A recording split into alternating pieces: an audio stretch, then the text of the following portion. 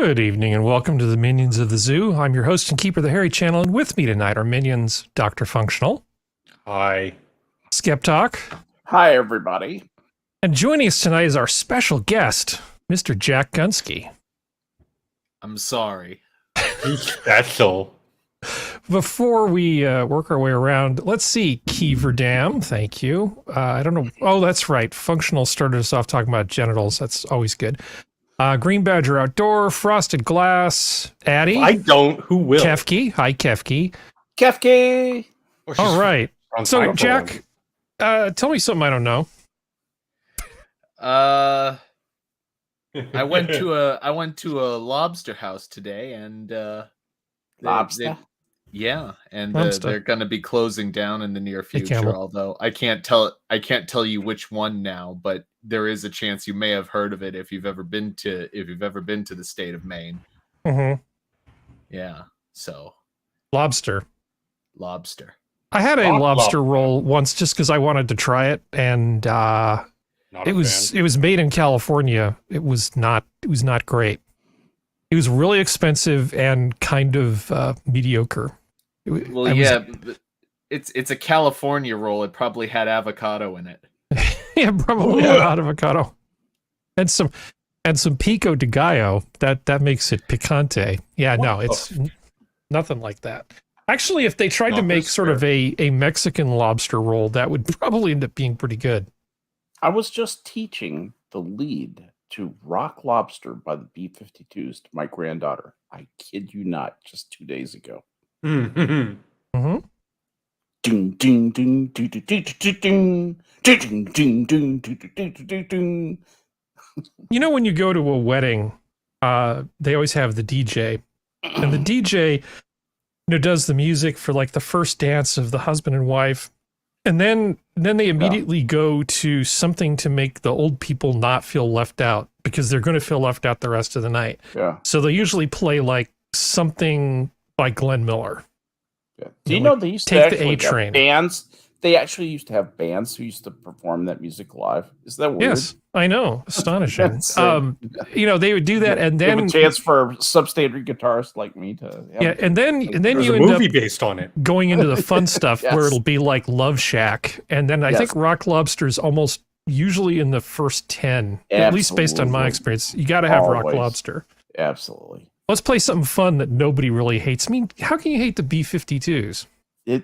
They really are. And if you look into the group, they're sweet people. They are one of the few rock, especially the punk groups, who the people in it are just nice people. They're like a big family. They really are. Yeah, well, people say, "Oh, I hate disco." It's like, "Oh, you hate Earth, Wind, and Fire." Is that what you're Right. telling me? Seriously, you hate Earth, Wind, and Fire? Yeah. Okay, sure. I love a lot of disco, actually. You just have to. It's like potato chips. It's not that substantive, but it's fun. There's a lot of shitty fun music disco. is shitty. That's basically shitty music is shitty shitty, music is regardless of shitty, genre. And regardless there of is genre. there is good music in the disco genre, is what I'm trying to say. Yeah, I mean, a lot of it's crap, but there's A good lot. stuff, and then there's good stuff in everything, in almost any genre. No. Emo music can go screw. All Emo of it. music. I've heard people have Skrillex. a similar criticism of jazz. But the thing Yeah. is that when it comes to jazz, there's good jazz and then there's jazz. And Yeah. there's a clear line between the two because the most people hear music they don't understand pop in that kind of vein. And Mhm. and jazz, I think, remains a mystery to most people. Most people, jazz is like scotch, and it's kind of an acquired taste, although some of us acquire it very quickly. But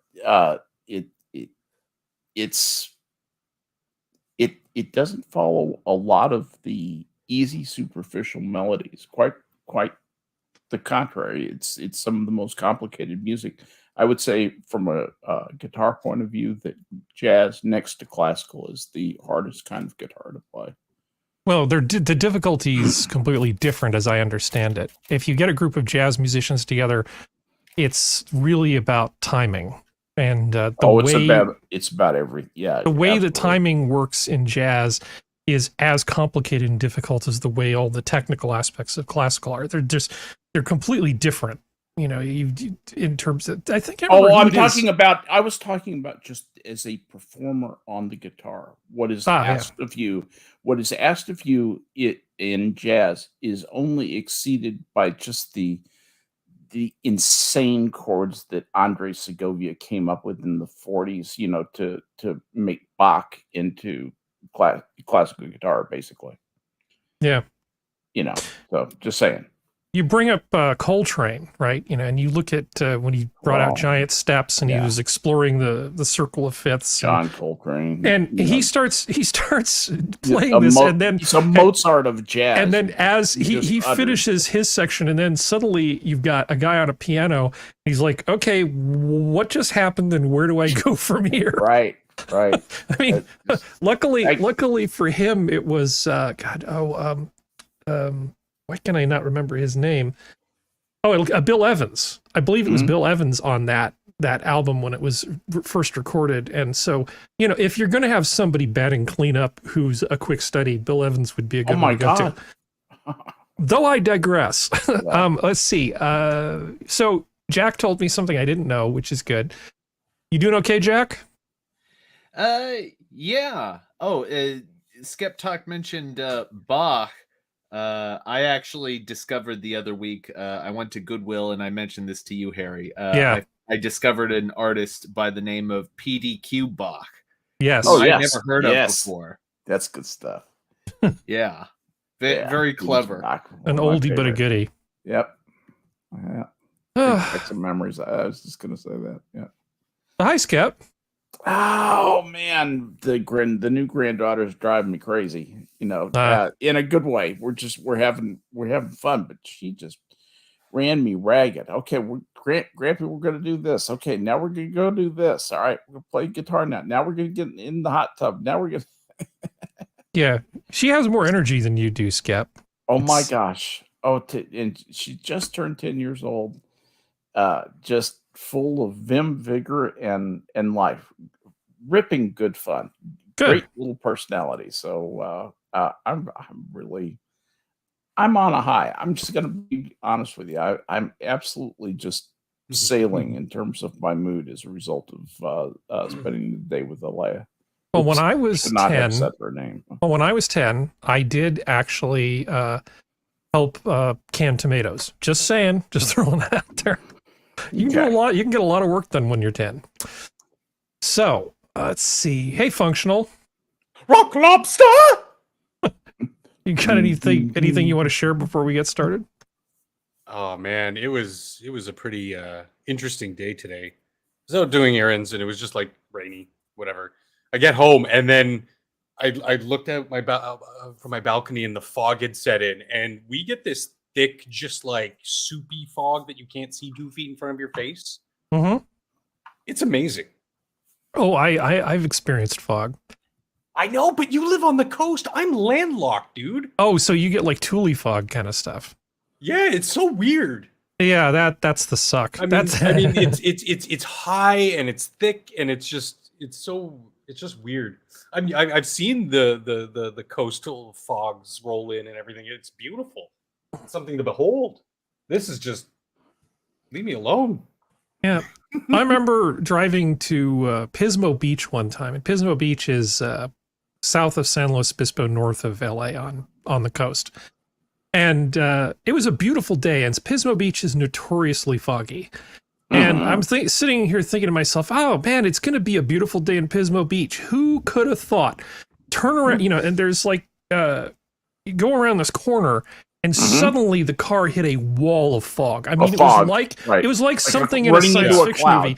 It was an absolutely flat wall of fog at ground level. And I'm just like, oh, okay. Thanks, universe. Thanks for teasing me a little bit. I've gone up and down that highway enough times to know exactly what you're talking about. I know the feeling. Well, I apologize for what's about to happen.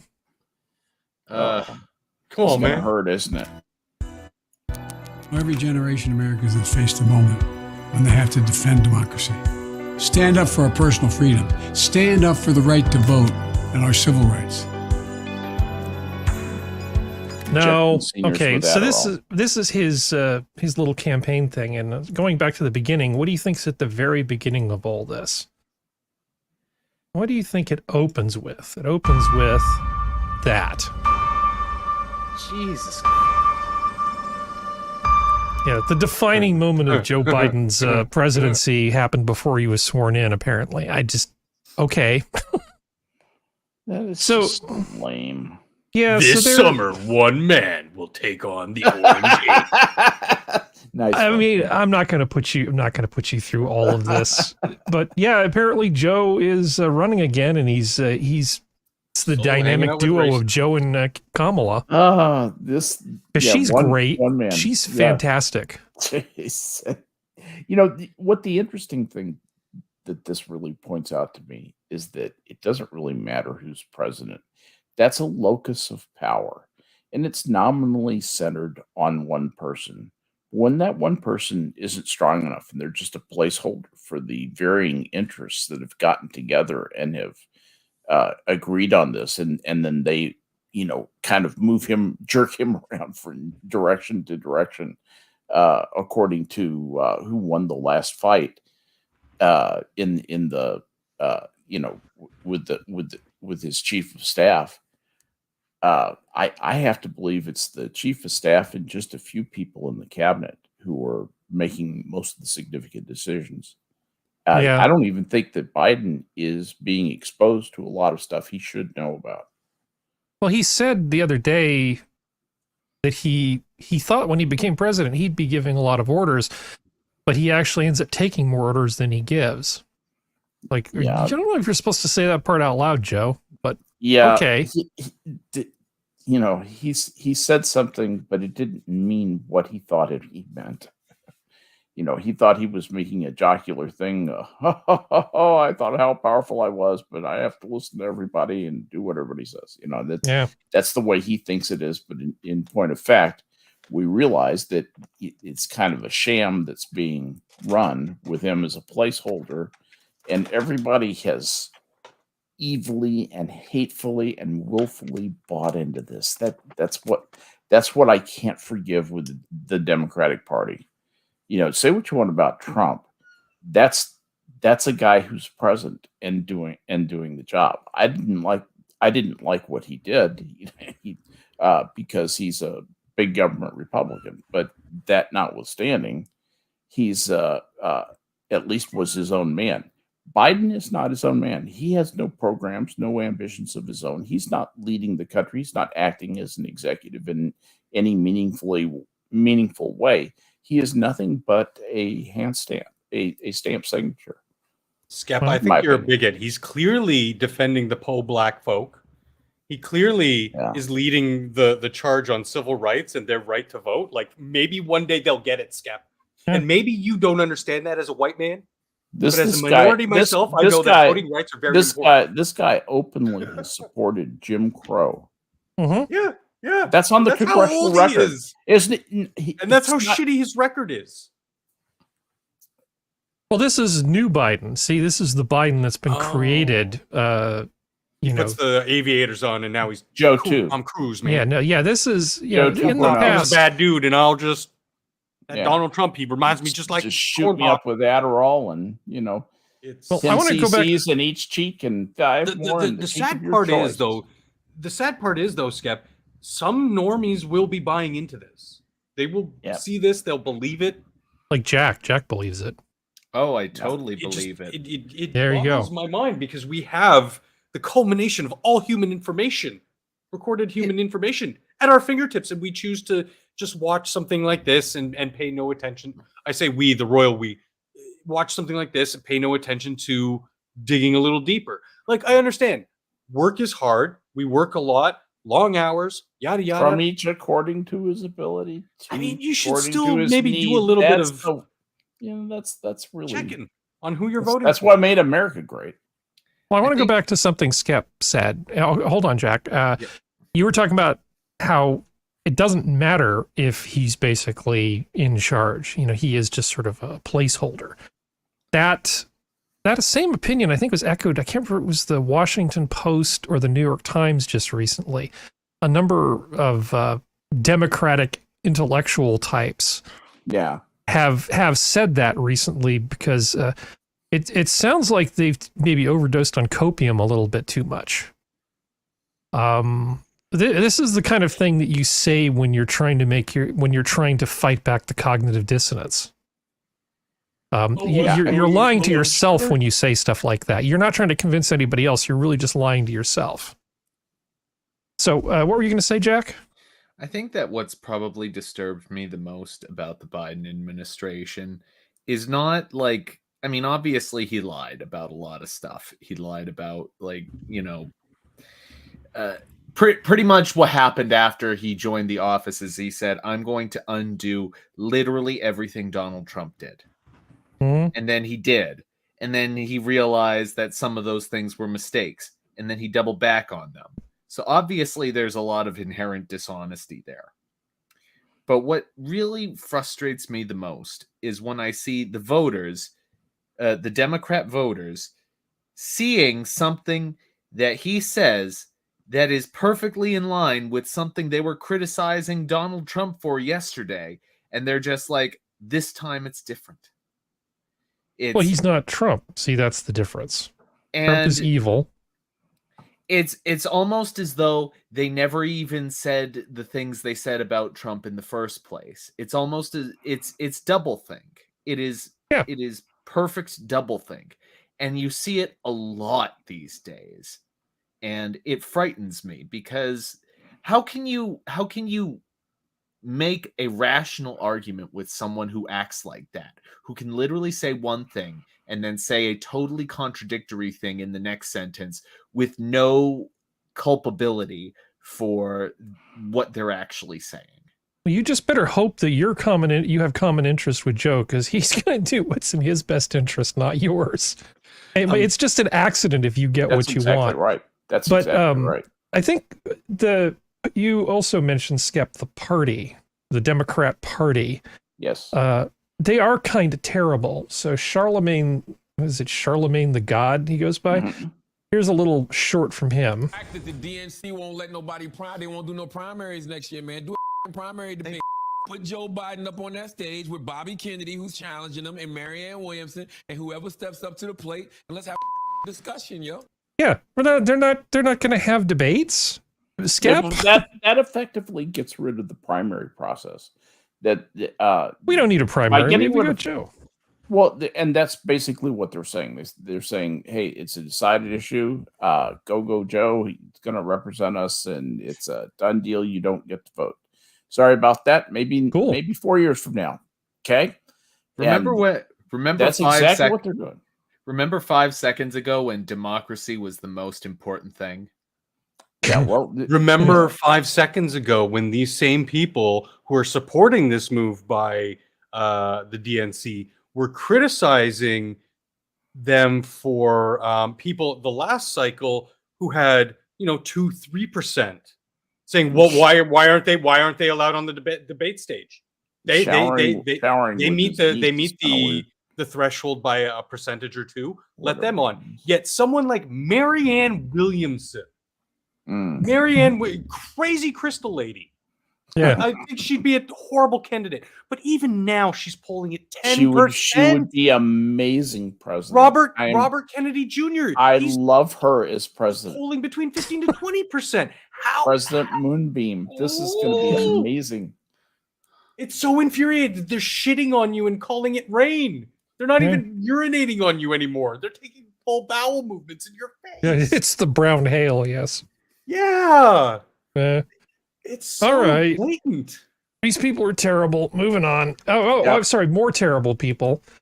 So remember when Arnold was talking about? Well, he's just basically not so much apologizing as just saying that he may have spoken hastily. Well, let's just let him say it in his own words. Freedom is being disturbed. No, through your freedom. Because with freedom comes obligation, responsibility. cannot just say, I have the right to affect other It's people. cutting out. That is when he gets Is serious. it? It's like no different than a I can hear it. You put a traffic light at an intersection so someone doesn't kill someone else. So Oh, this they is cut why out we have there. a traffic light. You cannot say, no one is going to tell me that I'm going to. Yeah. It's not really an apology so much, or even an explanation. It's him just saying, you know, why are you being so thin-skinned when I told you, you know, screw your freedoms. I don't know. I'm kind of fond of my freedoms. Yeah, it You know, sounds. which ones are we going to get rid of? 14th Amendment, 10th Amendment, 4th Amendment? The That's 19th? That Can we that get rid of is- the 19th? That's some righteous I'm Teutonic serious. rage coming out there in the form of, you know, I'll tell you which freedoms you can have. The ones I tell you you can have. Yeah, we're not Canadians. Come on, Arnold. Yeah, no kidding. We're nous ne sommes pas les Canadiens. We are not Canadians. Yeah, I don't know why the audio is so quiet on these shorts. I wish there was a way I could boost it, but it's boosted. This as far one was as it'll just weird. boost. Yeah, Yeah. that was It's that like was, every that was, third word kept cutting out. It's Well, anyway, we can was stop like looking over at him. compressed. Although But I did, Go ahead. I did- Sorry. it's weird because, you know, I did see a you know, human interest story part where he got so frustrated, a story about him where he got so frustrated about the potholes down the street from him that he just bought some asphalt and filled them in. And it's Mhm. like, Yes. shouldn't I you read- be mad at the fact that the city's not taking care of it? Yeah, it's a great thing you did that, sure. But like you're worried about words, about screw your freedoms. Why aren't you pissed off and saying, using your platform to say, hey, look, we give all this money to the city and this is the condition of our roads. Well, here's an idea of functional. Maybe if the city can't handle something like a pothole, maybe it shouldn't be dealing with all It's of your not personal this- freedoms. It's not the city. It's the people Jack kind infecting of it. does have a point. Jack does have a point. No, that's true. Well, we've got, now that we're in sort of the post-COVID age, there are a bunch of people who did things that haven't really aged well in hindsight, right? And some of them are trying to walk back things. And then others are still looking forward to, well, what's the World Health Organization going to do next time? Can't we Yeah. streamline the process of standing on your neck? You know, I'm hoping that their autocratic approach to ruling the world through, you know, telling you what's best for you and thereby restricting your freedoms. I hope that they are marginalizing themselves into fuck offville, you know, to where they will essentially make themselves into more of a suggestion really than a governing body internationally. They have ambitions to effectively be a form of international government in certain areas. Yeah. Well, that's the problem. It's the Senate that would sign off on a treaty. So if Biden managed to put together some terrible treaty, our Senate would sign off on it, and that would become law that we would have to follow. That's exactly right. You can surrender your sovereignty. You know, that's all you have to do is say, I will be subservient to this other court. You are not your sovereign anymore. You are not a sovereign nation anymore. Not if you're ruled by someone else. Mm-hmm. Yeah. Period. That's Well, or if somebody definition. else decides what your laws mean. Exactly. Even if you're Exactly. not even if they're not making the laws for you, if they get to basically handle the interpretation part of it, yeah, you're just as screwed. Yep. Anyway, I'm sad. I don't want to look at Arnold's face anymore. Yeah. Yeah. Make them sorry. go away. I think yeah. This just came in. It's now mandated by the government of Canada that we do any kind of communications in English, French, and Chinese. English, French, and Chinese? What? Not No, Arabic? What kind of a bigot are you? Okay. I'm just saying. I know what it's like to be ruled by a foreign nation. Yeah. Well, and of course, England and their 15-minute cities. Yeah. Ooh, 15-minute cities. Do you know about Ooh. that, Jack? Yeah, Oh but yes, I. Line- You do? unfortunately, Okay. I know plenty about that. All right. Well, let's look at something that isn't him. Let's look at Megyn Urban Kelly. plague. Okay, which is better. So everybody's been talking about the Tucker Carlson brouhaha, right? Of him leaving Fox News. Now, Fox News, the people who run Fox News, from all outward appearances, aren't necessarily the nicest people in the world, and they've been via their various proxies. Right. So News Corporation owns the Wall Street Journal. So we've been seeing pieces come out in the Wall Street Journal, essentially trying to just destroy Tucker Carlson's career.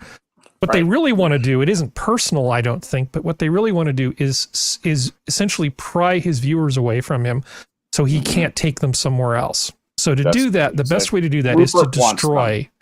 Yeah, is to destroy him. Now, Megyn Kelly's had a little firsthand experience with this. So I thought perhaps I would play a little bit of her take on the woman that she thinks Tucker was referring to by the C word. C word. Well, anyway, I'll let Megyn do it because she does a better job than I do. Irina is her name. Too at Fox News had to hire my own outside communications department because I couldn't work with this person anymore. And guess what? Fox paid for her. Fox paid for me to hire one of the top PR agents in Hollywood because I had to go outside of our industry because I couldn't deal with this jackal for one more day because her job is to undermine the people at Fox News. So this is the same person who he may or may not have said a nasty word about. And if he can't stand her, he's not alone. Find me a person in the industry who has nice things to say about this person. And I'll find you a journalist who's desperate for her info, who needs to write copy based on what she says. Yeah, so that's word. I have a question. Well, hold on. I have a little more framing here before you do that, and then you get to go. I have a core question. This. Okay, go ahead. Well, no. When you're done, frame it up. Okay. Frame it up. So the that's sort of part one, right? And Skep's already named the person we're talking about that we're going to come up to. But as part of the organized destruction of Tucker Carlson, like I said, let's see. Sorry, I lost my train of thought here. Let me just play the next clip, and then it'll all make sense. I'm going into 7:41 into this show rather than play the whole thing. And this is with Melissa Francis. What was in the messages? He allegedly referred to a senior executive there by the C word. Oh, sorry. Now I remember it. Morning Joe Scarborough essentially got some sort of information from somebody. And what they're trying to do is say that he was referring to the head of Fox News, who's the only woman head of something like that. Suzanne they're Scott, trying to basically say that this is what Tucker was saying about Suzanne Scott. Right. Okay. Now, Morning Joe, the guy who killed his intern? So not only are they having their own allegedly. Sorry. Not only are they having the Wall Street Journal go after him, but they're leaking stuff to other agencies who are more than happy to take a swipe at Tucker, like Morning Joe. Because why not just have your opposition help you do your job too? Anyway, so here's this little bit of. Say cunt? In Australia, you can. In America, it's kind of frowned upon. What about Canada? I don't know about Canada. Mandarin? Yeah, you have to say it in Mandarin. See you Tuesday. See you next Tuesday. As the C word. I'm just setting it up. No, This piece does not go on to say which executive called that word, but I'm telling you right now, it was Irina Briganti. It was the head of the comms department at Fox News. But that's not good enough, you see, because Irina Briganti is loathed by pretty much everyone. And no one would feel a ton of sympathy in learning that, nor would they believe that Tucker was fired over using that word about her. So enter some very helpful lefties this morning, like Joe Scarborough, who falsely says, I got this from Bill Maher. It wasn't Irina. It was Suzanne Scott, the CEO of Fox News. Listen to what happened on Morning Joe today. Yeah, so basically they're doing a full court press. They've got their friends and their enemies all trying to basically tear down Tucker. And I don't know how this is going to play out. Go, Skep. Well, that was my question is, which one do you believe? I believe Megyn Kelly, and here's why. She is closer. She's close to Tucker Carlson. They're friends. They like each other, I think.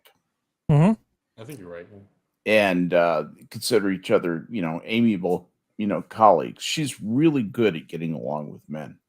I mean, being beautiful doesn't hurt, but she's also has a lot of intellectual curiosity, sharp reasoning mind, a lot of energy, drive, full vim and personality, just type A personality, just made to do this job.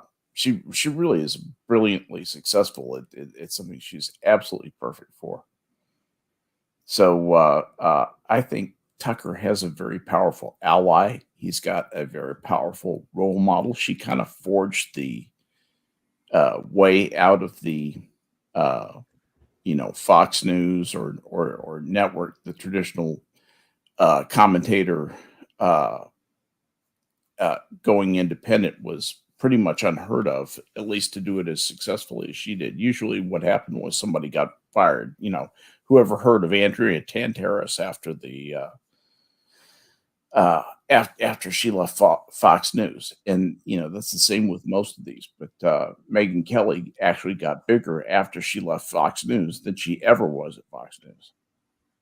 Yeah, well, cable news is kind of a declining industry, and as they start to fight over the scraps, the people at the top just get nastier and nastier and nastier. There are individual people on Fox News that I like, and they're all libertarians. Okay, right? Yeah, absolutely, it's like a very small number of people. I have no particular love for the people who run Fox News as a business. In fact, everything that I see, what little information I have as I peek beneath the veil of Fox News, it comes from people like Megyn Kelly, and I think she's pretty damn credible. She doesn't contradict herself. She seems to have a command of the facts. She might just be an incredibly dangerous liar, and I can put her in the same category with the Elizabeth Holmes. Yeah. Maybe I need to add her to that category of people I need to look out for, but I believe Megyn Kelly. I think Megyn Kelly seems very credible. Yep. And I think, I agree with you. Yeah, I don't know what's, I mean, ultimately, whatever's happened with the divorce between Tucker and Fox News, the facts will eventually come out. Yep. He's still an employee, right? Yeah, he's still an employee. They can basically make him cool his heels for about 4 They're paying months. him to do nothing right now and keep his mouth shut. Yeah, he's actually paying him at a rate of $3 million a month. Oh, that's nice. That's good. I think that no matter what happens, if this is the avenue that Fox News chooses to solve the Tucker problem, they have their work cut out for them. Because this is exactly the sort of tactic that would not work for Tucker Carlson's audience. I mean, think about it. This is a guy who spends every day basically saying the establishment is lying to you about everything. And then all of a sudden he goes off the air, and the next day the establishment starts screaming their heads off about how evil the man is. Yeah, it reminds me of that showdown between Obi-Wan and Vader on the Death Star, where he's like, if you strike me down, and Tucker's Obi-Wan in this instance, if you strike me down, I'll become more powerful than you can imagine. And I think that that's what's going to happen. We've yet to see it happen because he has to cool his heels until his contract is Gunski. That's actually what I do believe that he's going to take that audience, going to take that base, he's going to build off of it. He's going to be the next, Pool, Rogan, Brand, whatever, do his own thing. And he's going to become a huge juggernaut in the scene. And the establishment corporate media, the television legacy media, whatever you want to call it, we all know what they are. They're just going to keep fighting over the scraps until they disappear. Functional.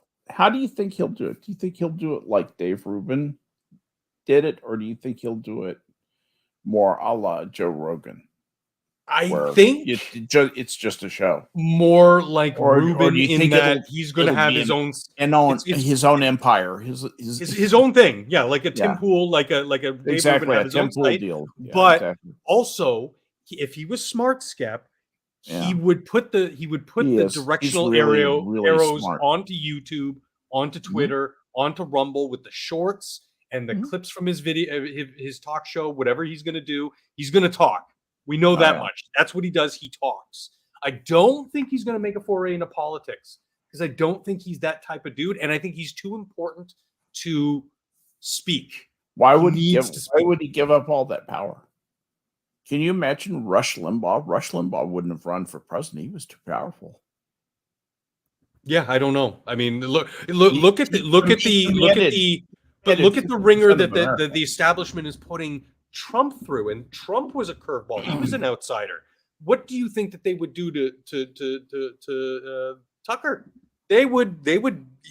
I don't think he has any interest in ever being an elected official. I don't think. No, I don't think so either. I don't think he runs that way. He likes being the counterpuncher off to the side, the commentator. He likes being the observer commentator.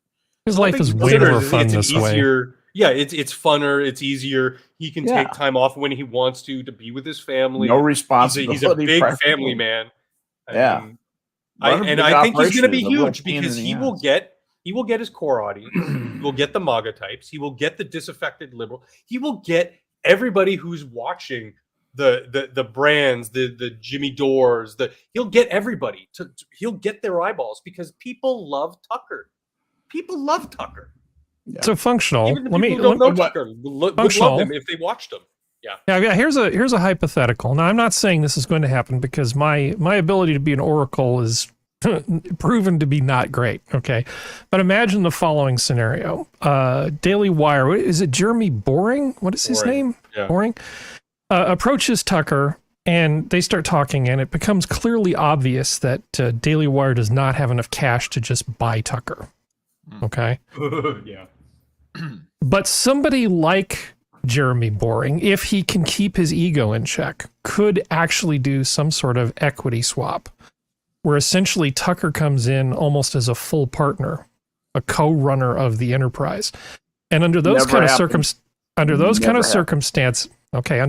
circumstances, essentially where Tucker would become partial owner of like a startup type of thing, I could see him joining one of these others. But that's what he would do. He would go in with the Daily Wire in a joint venture. Exactly, but unless there's equity involved, I don't see an outfit like them being able to bring Tucker on. They definitely would. There'd have to be some level of power and as well in investment in the company.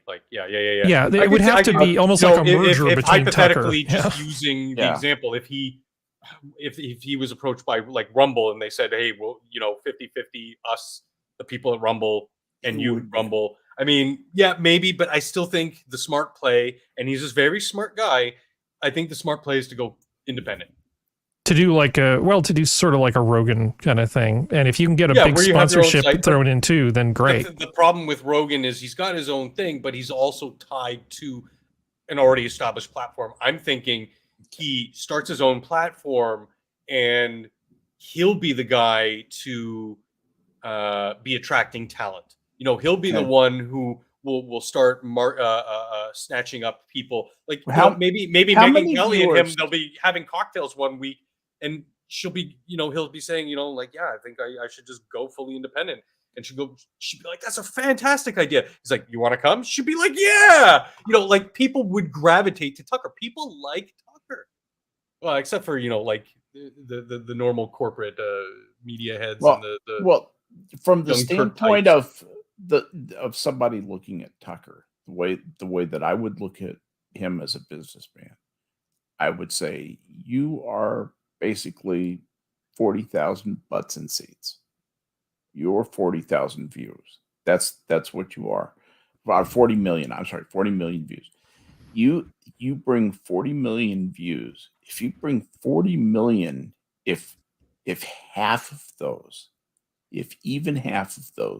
are new viewers to the Daily Wire, that revolutionizes their business model. That turns them into a money generator of really significant proportion. Those guys will make a ton of money then. Skep, the first quarter of this year, he averaged, this is just the average, 3.2 million viewers for the first quarter of 2023.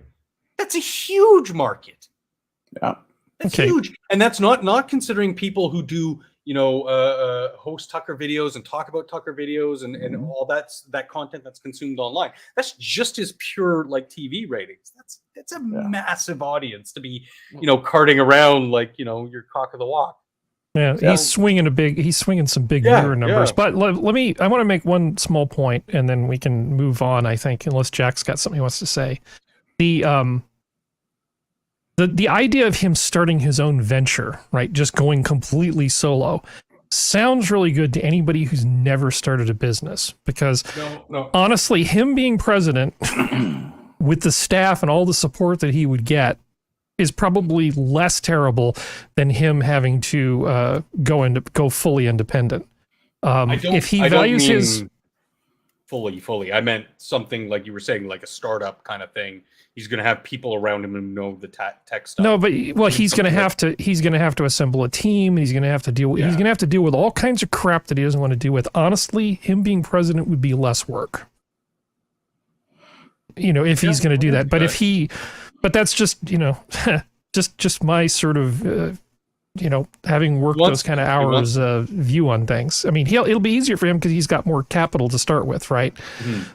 But I think, he would probably end up having to bring in investors to start something like that up unless he's got a lot of money in his piggy bank. And every one of those investors, you're losing a little bit of control. He might be able to forge a better deal with an existing outfit than starting his own thing. But we're just splitting hairs, and it will all become evident in due time. Yeah. You got anything, Jack? I think I was going to say, I think that Tucker with the Daily Wire would be a bad idea. I think Tucker with the Blaze would be a good idea. Well, that was just an EG. It doesn't have to be the Daily Wire. It could be anybody. No. Somebody already established. I understand that. I'm just throwing that out there. Yeah. Yep. Well, I mean, Tucker already knows most of the Daily Wire people. He's had them all on his guests at one point or another. All right, enough of Tucker and enough of Megyn Kelly. Sorry, let's see. What is next? Oh, my more Predator watch. Remember, we were taking a poll to see whether she was going to turn herself in, Elizabeth Holmes, or whether she was going to run. Well, she went with option 3 and managed to temporarily delay having to report for prison. So Theranos founder Elizabeth Holmes just got a little more freedom, a delay of her 11-year prison sentence. I know, I was shocked too, which was previously scheduled to start Thursday, April 27th. In an unsurprising legal move, Holmes filed a last-ditch motion with the U.S. Court of Appeals of the Ninth Circuit, challenging a lower court's denial of bail as she appeals her conviction. Her motion in the appeals court triggered an automatic freeze of bail denial until the appeals court issues a ruling. So we're going to have to wait a little bit longer to see who was right. Is there anybody here who I haven't asked whether she's going to... Oh, Jack, is she going to run or is she going to turn herself in? I don't know who this person is. Oh, she is a convicted fraudster, Elizabeth Holmes of Theranos. She lied to a bunch of investors. I better get the sign up because I can't remember which stuff she was convicted of. She lied to a bunch of investors about essentially lab on a chip type of thing that was going to solve everybody's problems. You go to Walgreens, give them a drop of blood, and they would run 1 billion tests on it for like pennies. Micro tests. Yeah. Tiny. And unfortunately, she basically lied to investors to keep getting money. And now she's going to go to the big house. Yeah. Now she's going to the university. Okay, so I don't think it's fair to ask Jack for an opinion, but anybody want to change their functional? What did you go with? Was it run or turn herself in? Oh, if she had the chance, she was running. Yeah, because I think I said turn herself in, and Skep's going with run. Yeah. How do you offset jail time? I mean, you get like, oh well, we came back with a sentence. She's guilty. Rich people with rich people lawyers. Yeah, she's going to jail. Oh, I'm sorry, Your Honor. I can't go to jail right now. I have a scheduling conflict. Well, there's a case of a guy in New York State, I believe, who they've been trying to evict for about 10 years.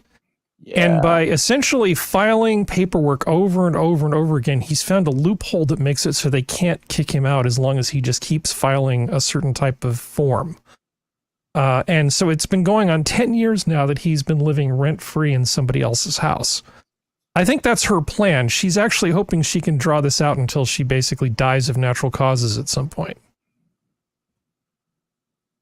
Or maybe just lays claim to the home by homesteading. Yeah.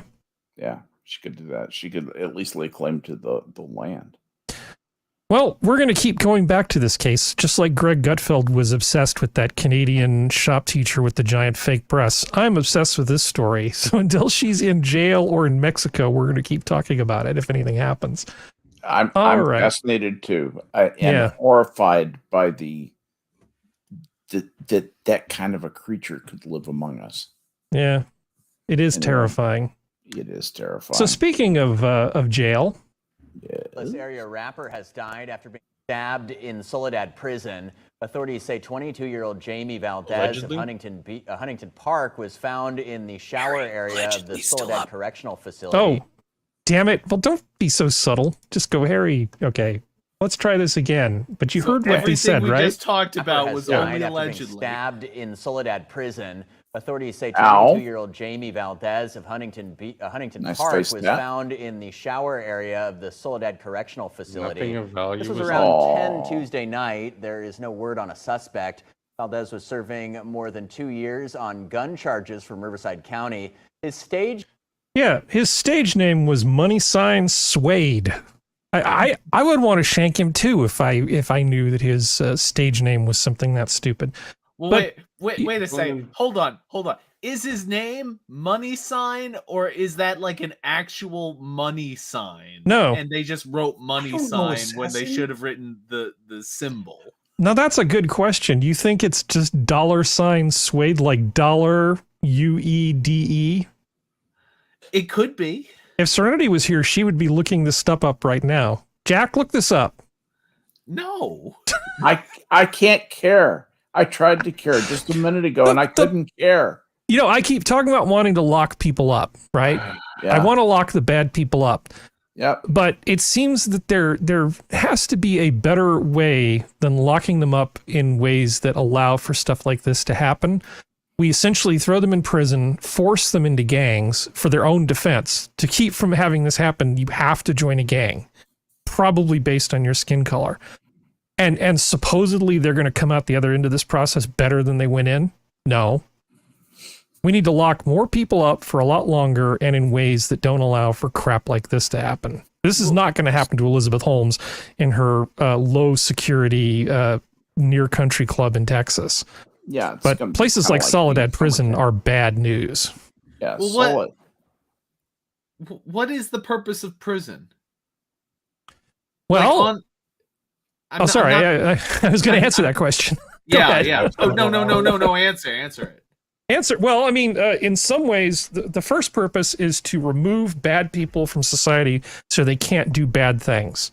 The second purpose is to act as an example for other people who think about doing the bad things. And then if you're one of these crunchy granola unicorn fart people, it's about rehabilitation. Now, rehabilitation is fine, but I want to accomplish goals 1 and 2 first.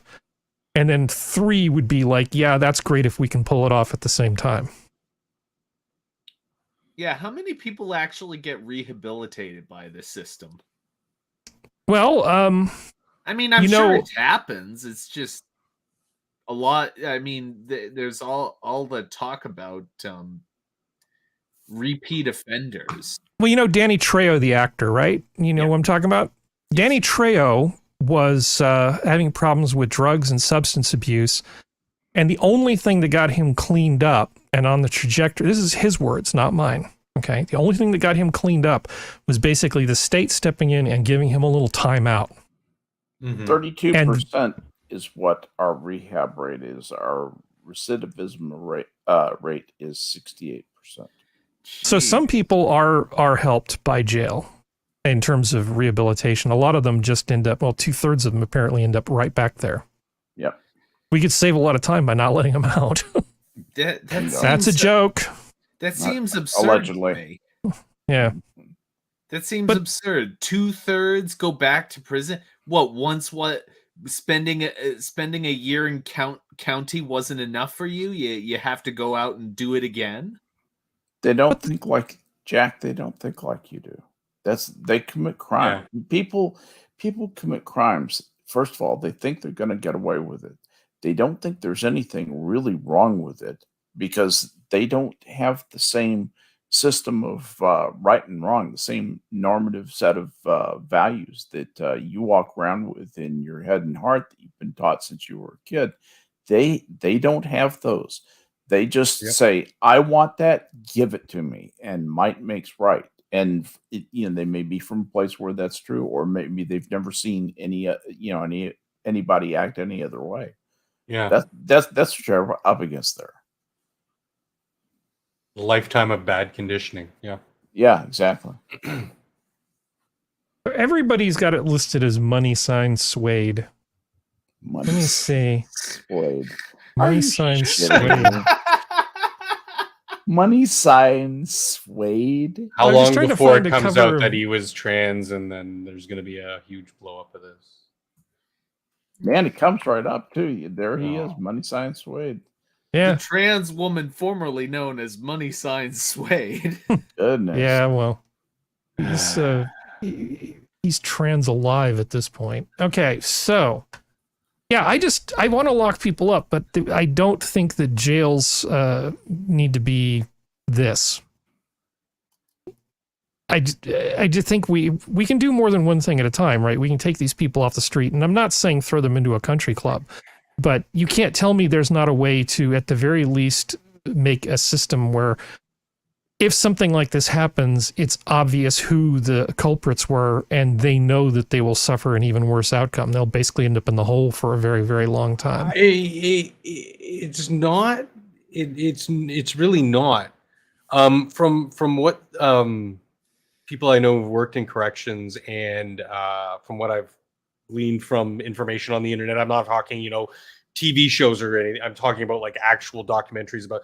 I mean, a lot of the time, these things are really well planned out to get between cameras, get between, make it obfuscate who did the deed, so to speak, away from the guards. So it's not as clear and cut and dry some of the time. I agree with you. It shouldn't happen. I don't care. If you're in that kind of a prison, you're there for a reason. And let's work on lowering the crime rate first before we start dealing with the problems. I think I'm with you on that. Like before we. Well, I just said we can do more than one thing at a time. We can. Yeah. But let's try to. I mean, what am I trying to say here? Like you guys specifically, the United States of America does have a prison problem. Mm-hmm. And there are many factors to that we don't have to go down because that's a whole 4-hour conversation, probably longer. But to get to the point where this is a problem, it's just another symptom of deep-seated problems that unless you start addressing those problems, these kinds of things, they're just going to happen more and more frequently. This stuff does happen in the darker prisons. Like, I mean, it just. That's the way that a lot on the other communities hand, function. On the other hand, I think you got to look at this as a huge career move for this guy, Moneyside Suede. Mm-hmm. He's going to get clicks and plays like he never would have if he'd have stayed, second-rate rapper in Soledad. He's up to 5 now. My God, and he's already won 2 Grammys. You're not wrong. One of his YouTube videos might get as much as 10,000 views. I know. Well, hey, let's talk about nature, okay? We're going to talk about nature next. Here's a thing called the vaquita. The vaquita is the rarest marine mammal in the world and is on the edge of extinction. In fact, it's estimated that only around 10 individuals are remaining. The smallest living species of cetacean is only found in the northern Gulf of California. Yeah. Okay, so this, mammal that is sort of dolphin-like, but very, very small, has a bad habit of getting caught in gill nets and stuff. And so far, we've taken this stupid almost fish and pushed it into this tiny little hash-checked part of the Gulf of California. And there's only somewhere between 10 and 30 of them left. I think with a little work, we could just get rid of them completely. That's what I think. Exactly. And you can probably capture some of the living ones alive in good enough shape where you can, if you euthanize them and stuff. Look at that stupid face. You do good taxidermy on them, they'll last for a long time. Yeah. I wonder what they taste like in soup. Yeah. Probably like chicken. Look at that. No. See, there's a proper dolphin. Yeah. No. Then these dolphins things don't have lips. These things have lips. Dolphins don't have lips. This thing is stupid looking. I'll just say it. This thing looks stupid. Not a beak. That's a lip. Well, they use body language and physical contact, but they don't seem to manage to actually get it on enough to get their population numbers up. I say we just write them off as a species. Yeah. At this point, they've got so little genetic diversity that they're just going to become even worse if they make more of them. Bunch of jabbering philosopher kings, sitting around not procreating and waiting for their civilization to die like the Athenians did. I realize technically it's not a fish, but I think I kind of hate it. Yeah, me too. Yeah. Okay. I disagree. I think we just push everyone from California into the ocean. You're not really a fish. Fuck this fish. We shouldn't nuke California. Just put all the people from California in the ocean. There. Now the vaquita. That's the response I was looking for. Thank you, Sora. The vaquita has a food source, and America loses one huge problem. California. All right. Sorry, mammal. You're just the right size to get caught in a gill net.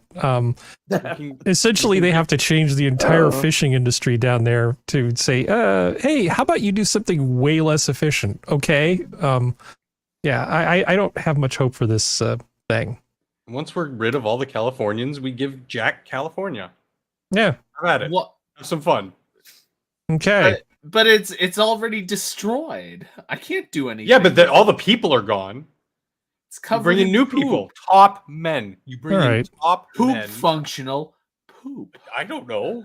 Yeah. So I feel like we need a break because that wasn't soothing enough. I want to show you something. Palate cleanser. Well, I want to show you something which I find to be absolutely mesmerizing. And they always say this is satisfying or it's ASMR or whatever. This to me is it's like crack. Don't ask me, Assassin. Ask Jack. He owns California now. Shh, watch. I'm watching. There's no sound.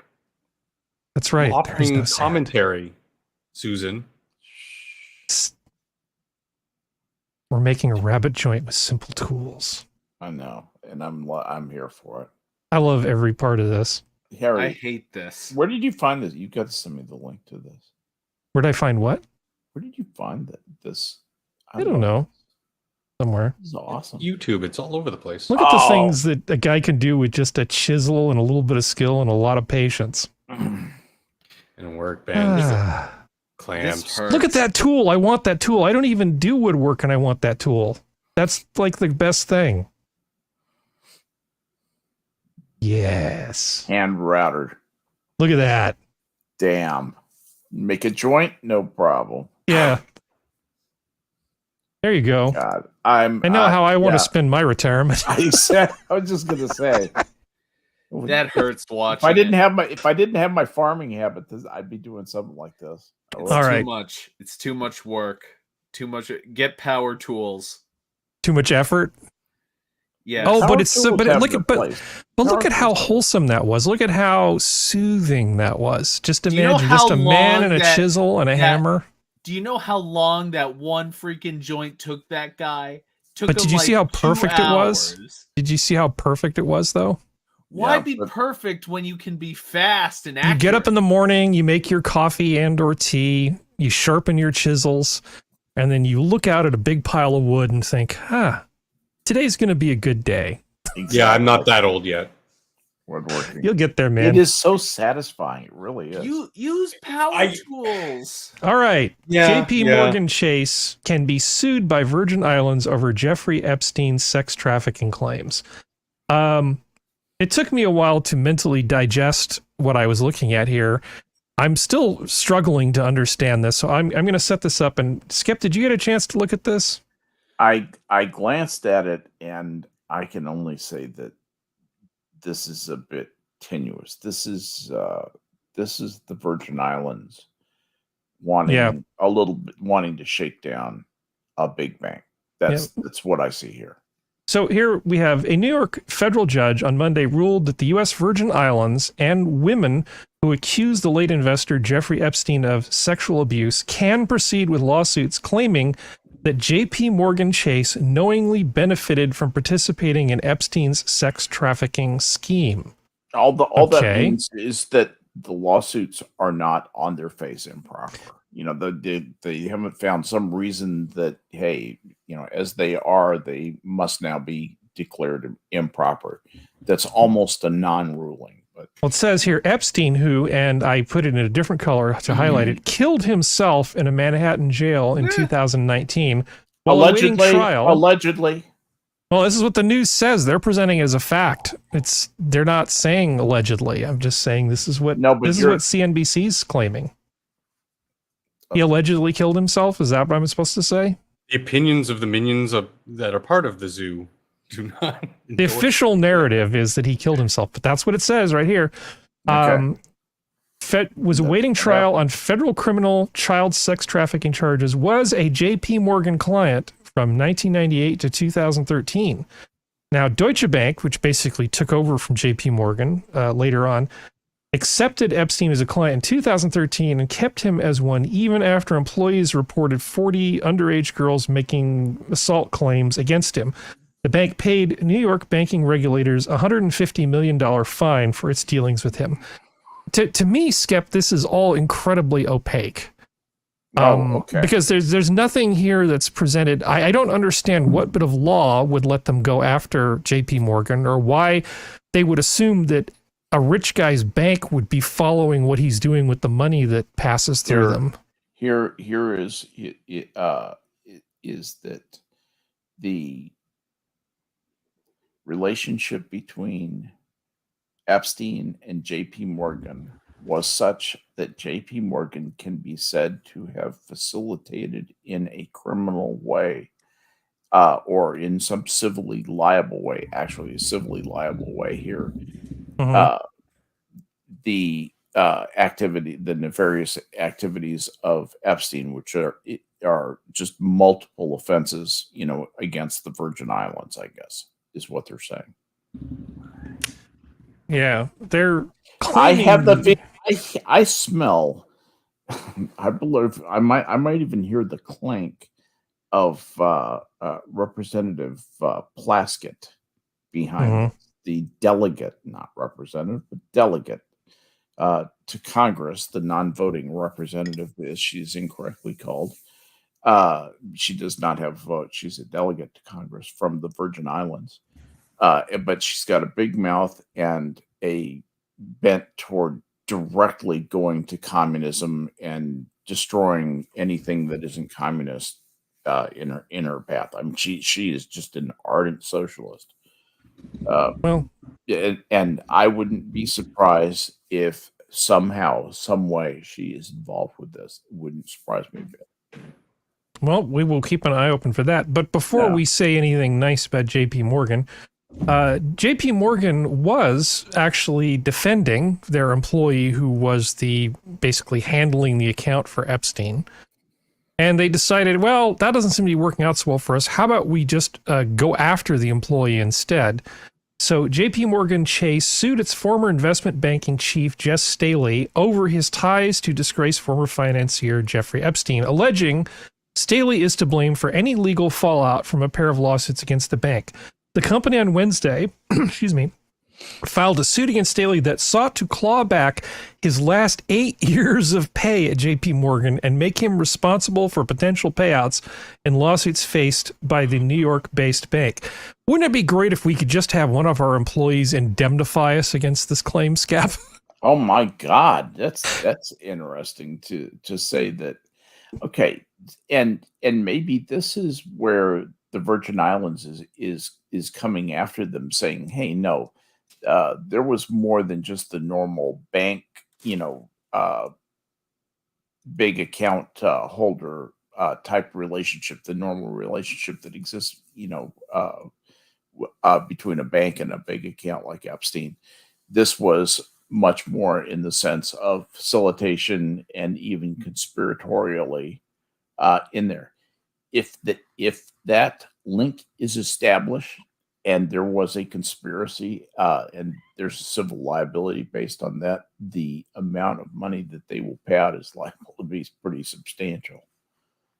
Yeah, it is going to make it fun for them to try to recruit new people for their company. It's like, right? Yeah, J.P. Morgan, we're the company that when the going gets tough, we will destroy you.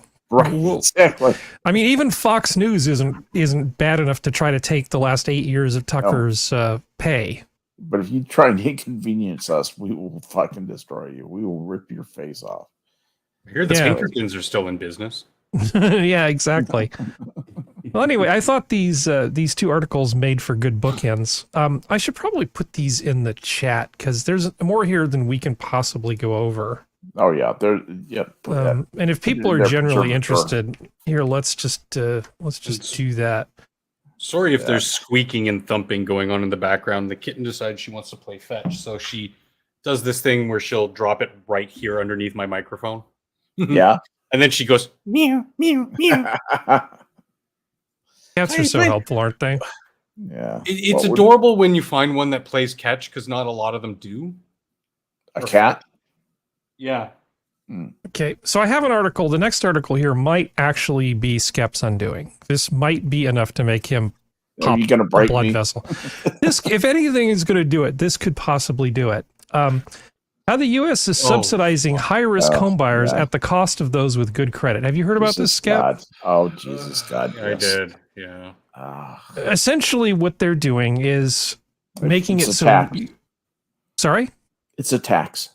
Yeah, they're taking people with good credit who go to buy a house and put 20% down and increasing the cost of their mortgage while decreasing the cost of mortgage for people with bad credit and very little money down. It's a tax. And it's also a direct wealth transfer. I mean, they're saying that's called in the political philosophy business picking winners, and they are picking winners, and it is massively unfair, brutally unfair. Obviously, simply are being it makes you pay to come in as looking like you don't have a lot of money, so you can be on that side of the equation, take advantage of whatever financial arrangement, favorable financial arrangement the state is willing to make. Ultimately, the state will end up bearing a lot of this cost. That's another thing that will happen. This will not be efficiently collected, I bet, and people will start to get around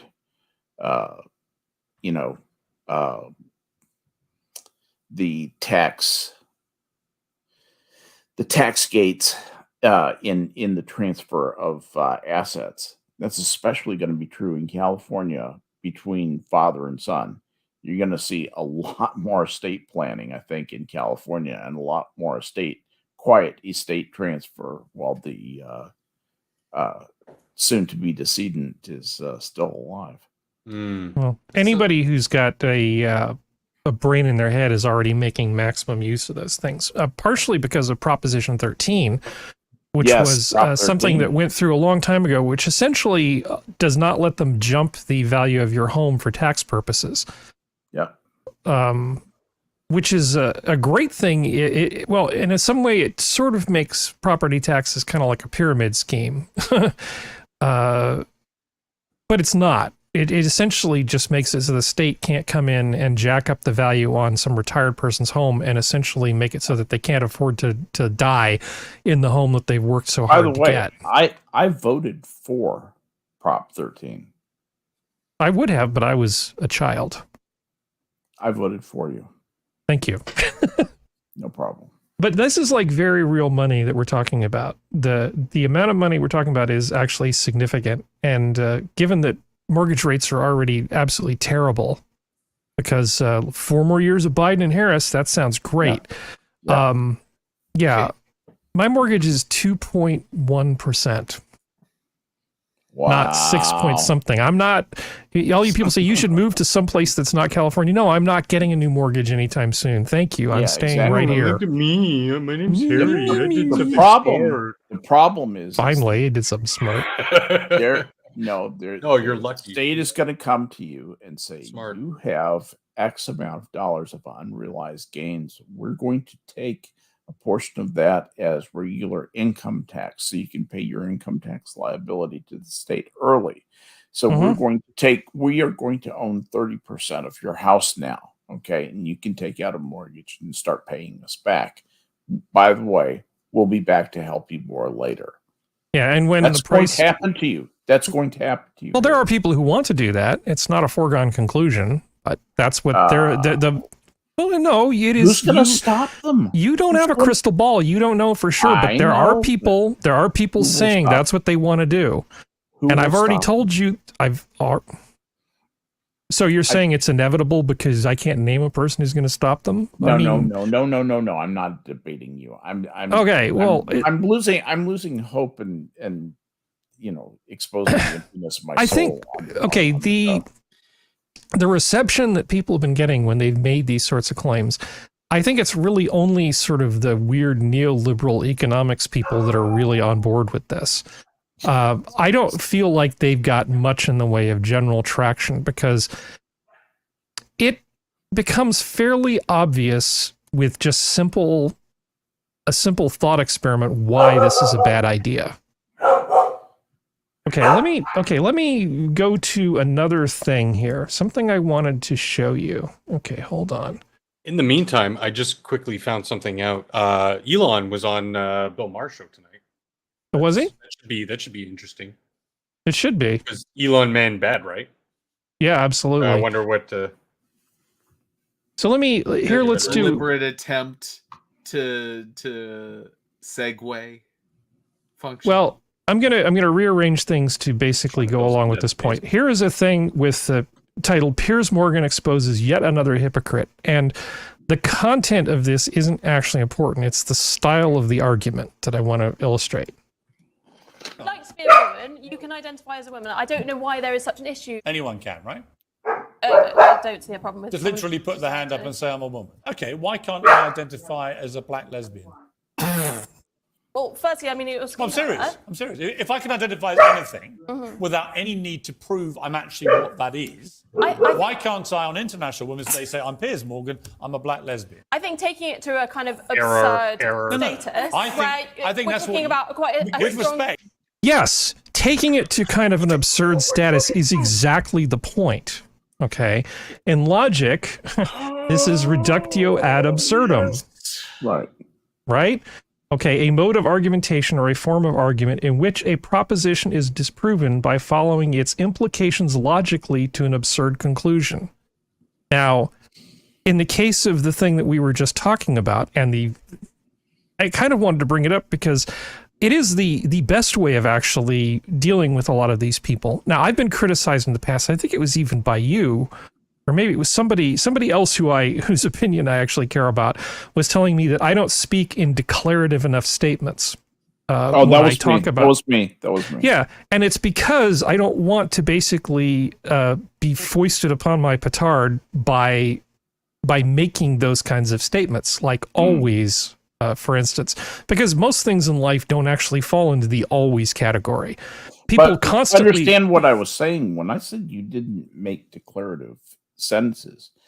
It wasn't that you don't make absolute sentences. You don't make many absolute sentences. You generally have qualifiers that are appropriate and within context, for whatever point you're making.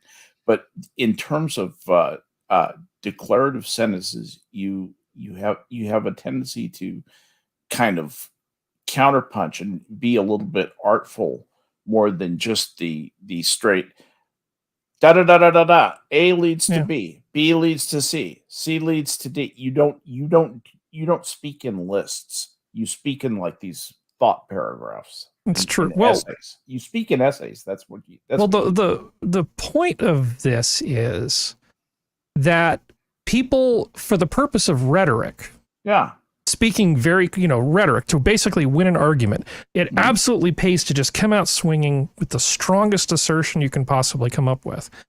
But it doesn't take it. Even Matt Walsh, not the biggest intellectual powerhouse of the Daily Wire, even Matt Walsh can be the smartest guy in the room on a particular topic when people are saying things that are complete BS. Has he ever been on The View? I don't know about The View, but so this idea of reductio ad absurdum, it is one of the best ways to basically handle an argument.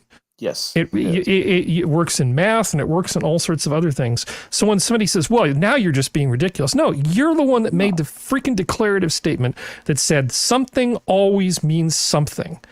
Absolute statement. All you need is one counterexample, and then you've got that person on the ropes and they're backpedaling.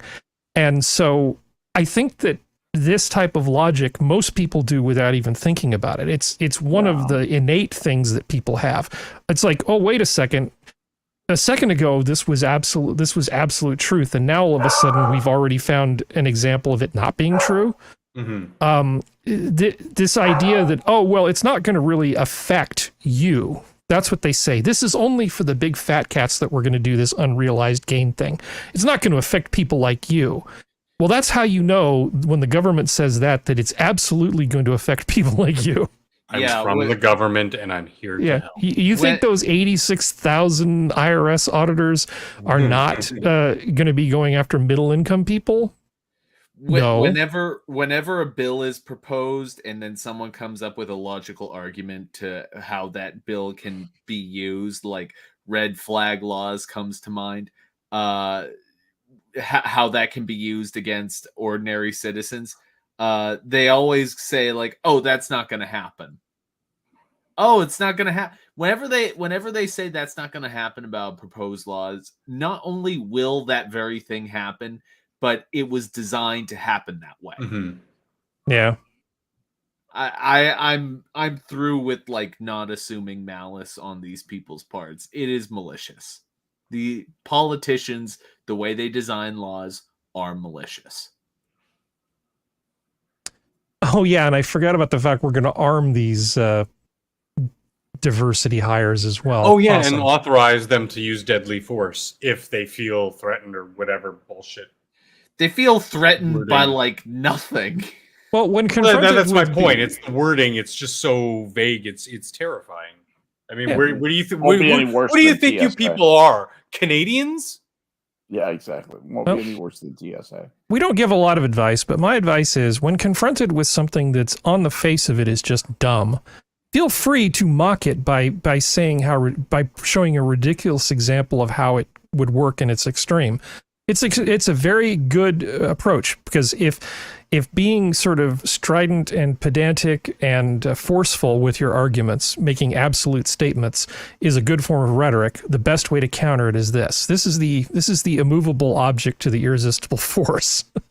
but Skep, tell me what it does is it hones your so that when you do make big declarative, as you said, or what I think of as absolute bold statements, unqualified statements, yes, unqualified statements, you know what the hell you're talking about. You are on such solid ground that there's no reasonable refutation for that.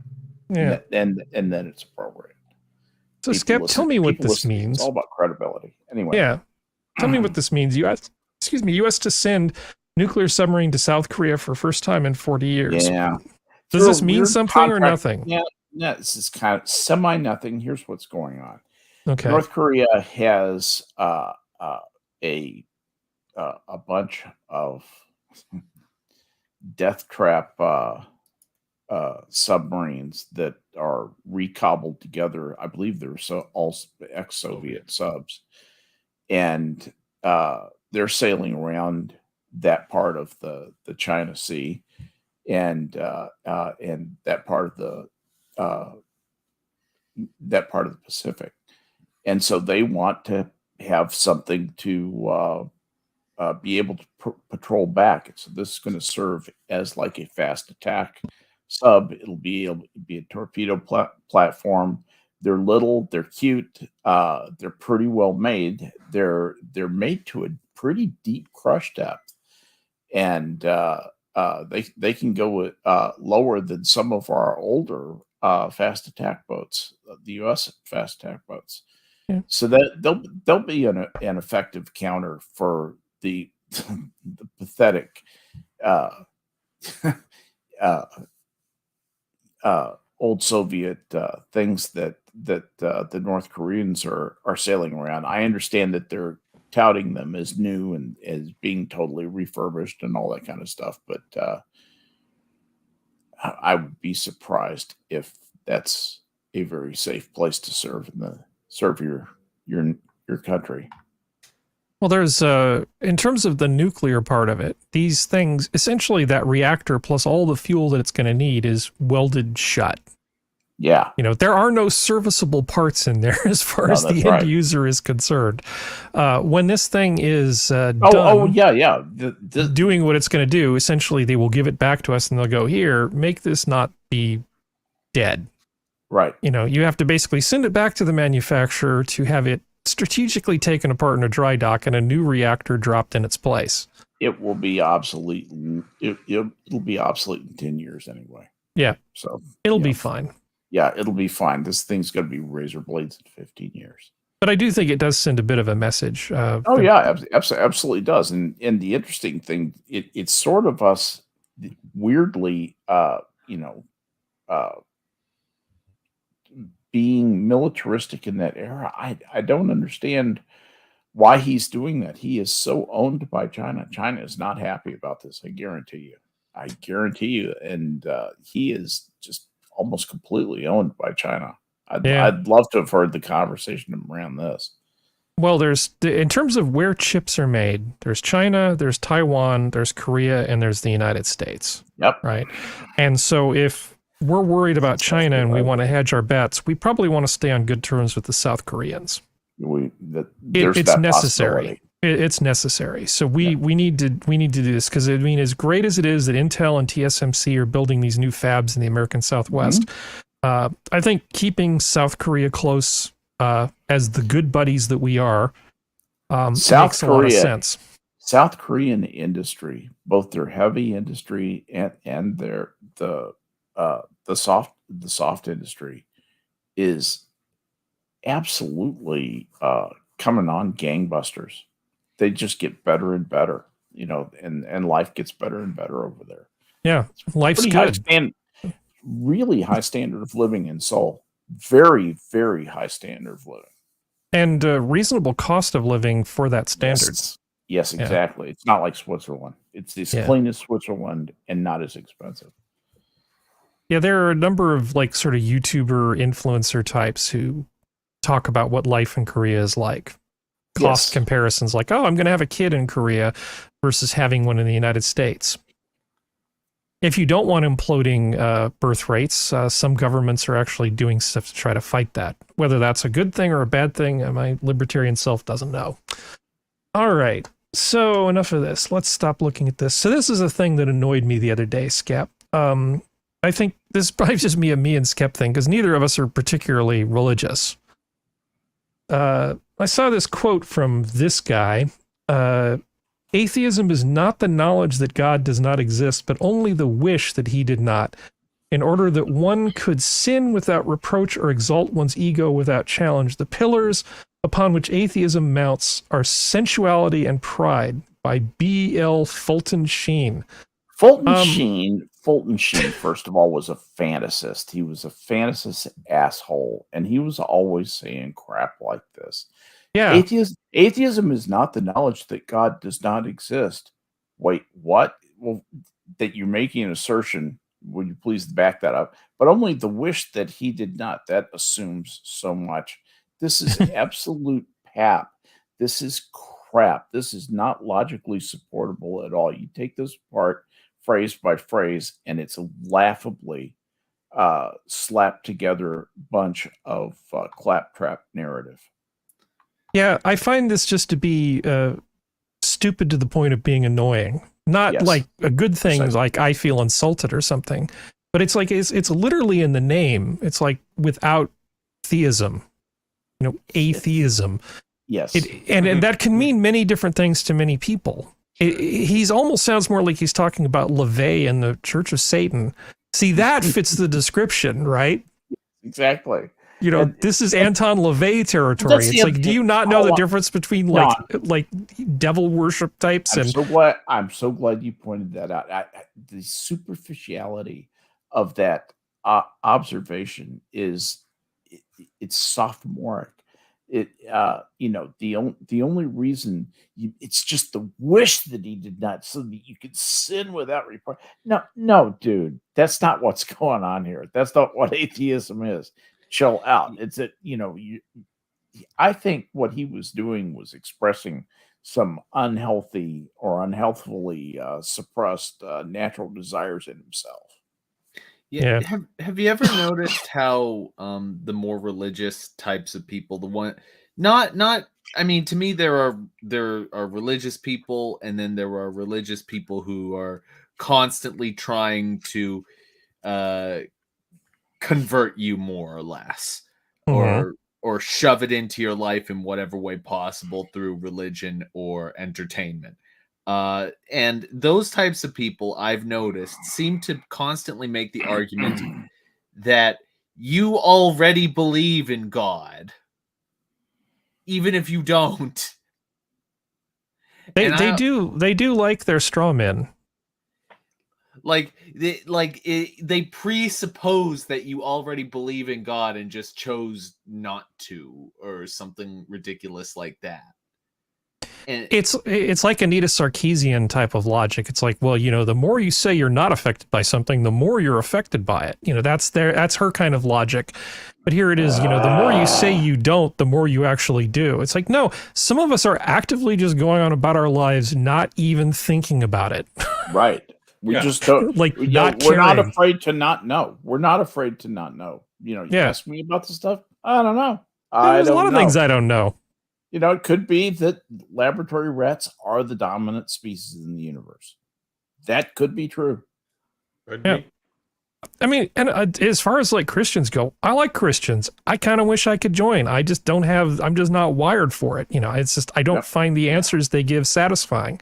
Yep. I wish I could join. Looks like a great thing. I mean, I like the music, like the art, like the people, agree with most of the philosophy. I just can't quite close the deal because I don't find their explanations compelling in the ways that it needs to be for me.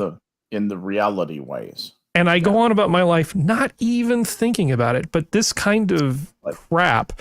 This was one of these things that I found on a Tumblr thing where this guy was like, sort of like, checkmate, atheist. It's like, no, you've done nothing.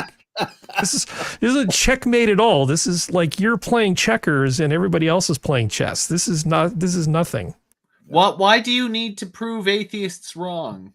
Fulton Sheen. Why does a Can't we all just get along, for Christ's sake? No, it's because a person like that cannot stand that there is someone in the world who disagrees with them. Yeah. I know so many Christians who are just genuinely good people who don't run around telling me I'm an immoral piece of crap who's going to burn in hell all the time. Exactly. These people like this guy is just a caricature of a Christian in a lot of ways. I don't even really associate these people with real Christians. And don't even get me started on the chosen people. I mean, the Jews and I are tight. I've always gotten along with Jewish people. They love me. Me back at you. We love the Goyim. What can we do? They always call me a mensch. Yeah.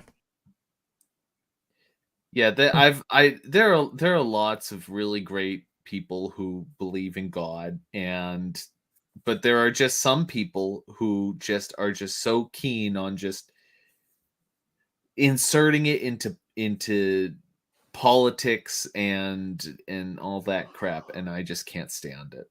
I've had friends. I was friends with their whole family who were devout Scientologists. I had a friend who was a Sikh. He was a hell of a guy. He was a great dude. Had a lot of different friends. I mean, generally, I'm perfectly compatible with religious people for the most part. I've got no problem with them. But this kind of idiot. I mean, I don't want to hang out with some of the apologetic types like William Lane Craig. God, yeah. Probably a nice guy, fancy, nice dresser, but come on, intellectually kind of a lightweight. Sorry. Right. Well, he makes the mistake of going after cosmologists, and you know that you guys are dealing with differing magisteria. There's no point in you even having a conversation, honestly. Well, yeah, if you take the inerrancy of the Bible and saying that the Earth is 6,000 years old, then and that the supposed scientific evidence to the contrary is put there to test our faith. Clearly, if you can make yourself believe that, then I'm going to say that you are certifiably crazy. Well, you know, people say, well, that there's arrogance in not being religious. It's like, well, I'm not the one claiming to have a personal relationship with the creator of the universe and know what his mind wants. Exactly. I'm just a guy who doesn't know anything, admits that I don't know. Yeah. Right. Yeah. Exactly. Like the man said, Hitchens, extraordinary claims require extraordinary evidence. And like, just like you, Harry, I'm fine with just, that's just not how I'm wired. I'm fine with whatever you want to do and practice, believe, that's fine. If you showed me tomorrow evidence of yes, okay, I would be like, okay, cool, let's look at this evidence. I'm open to it, but like, otherwise I'm not going to give it any thought. Yeah, I mean, in terms of fiction, like you remember the movie Constantine, right? I'm sure you probably saw it. Great movie. Love that movie. Yeah. I can totally suspend disbelief and get into something and jump when I'm startled, and it's not a problem. I don't spend the whole time going, well, actually, it's as a work of fiction, it's a beautiful thing. Or I can listen to sacred music. I've performed in concerts of sacred music. Okay, I have no problem with it. I don't know why I thought I'd bring this up. It's like, hey, Harry, your show's going great. Why don't you start talking about God? Okay. Is there anybody left? We're on a mission from Gad. Okay. You just went to the entire audience and said, I'd like to talk to you. Have you got a palate cleanser? Have you got a palate cleanser here? For that? No. Oh, damn. Sorry. Do I have a palate cleanser? Let me see. We have the stuff at the end. Yeah. No, that's at the end. Oh, okay. That's penis news. Penis news always comes last. All right. Wait, unless we're at 2 hours. No, we're not. So we have to keep going. No. Okay. Let's see. Piers Morgan, Reductio. Oh, here's this. Actually, I consider this to be a palate cleanser. Not quite another California gold rush, but there is certainly a lot of excitement in the Sierra foothills these days, as the heavy rains we had this winter have unearthed a whole new supply of the precious metal. Those strong storms have sent so much water rushing down rivers and streams that it's loosened up gold deposits that have been embedded in the rock and dirt. And now, almost 175 years after prospectors converged on California's gold country, modern-day treasure seekers are descending on those same spots, looking to once again strike gold for more. Now that's what I'm talking about.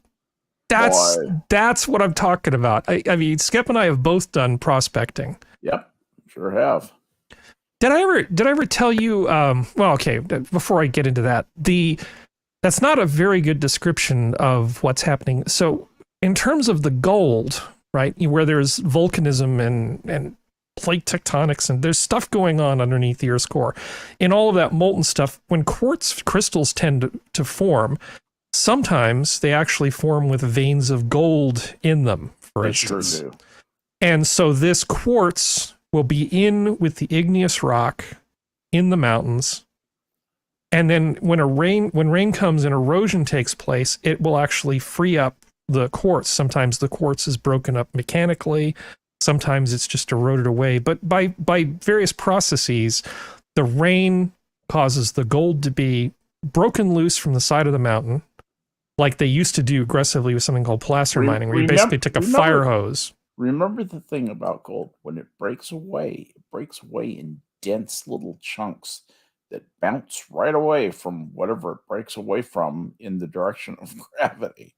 It has a high specific gravity, so it wants to be low. Exactly. So where it ends up is it gets washed into the rivers, and then it tries to find like a corner where the water slows down, or a nice deep crevice that it can find its way into. So all of this rain that California's had has basically taken a whole bunch of new gold that the 49ers never touched and just dumped it in California's rivers up in the mountains. I do enjoy a good crevice. Golden crevice at that. Yes. So this is going to be fantastic. I used to do this when I was a kid because my dad had the gold bug. He was extremely obsessed with this sort of thing. I do remember half of the trick was to find some place that the 49ers hadn't really panned out. But every time there's these big rains, we get a lot of gold. And this is like a once in a lifetime kind of rain, right? For most people, which means that for new prospectors, this is a once in a lifetime opportunity to go back out there and start looking for their own gold. It's a great hobby, honestly. You know, you're outside, you're in the water. It's pretty freaking wholesome, and there's machinery, so you don't necessarily have to just use a chisel to make a dovetail or something. You can go out with nothing but a gold pan, or you can have a gold pan in a small sluice box, or you can actually have dredges, which essentially is like a big vacuum cleaner that sucks up material and then runs it over a sluice box, and then you pan it at the end.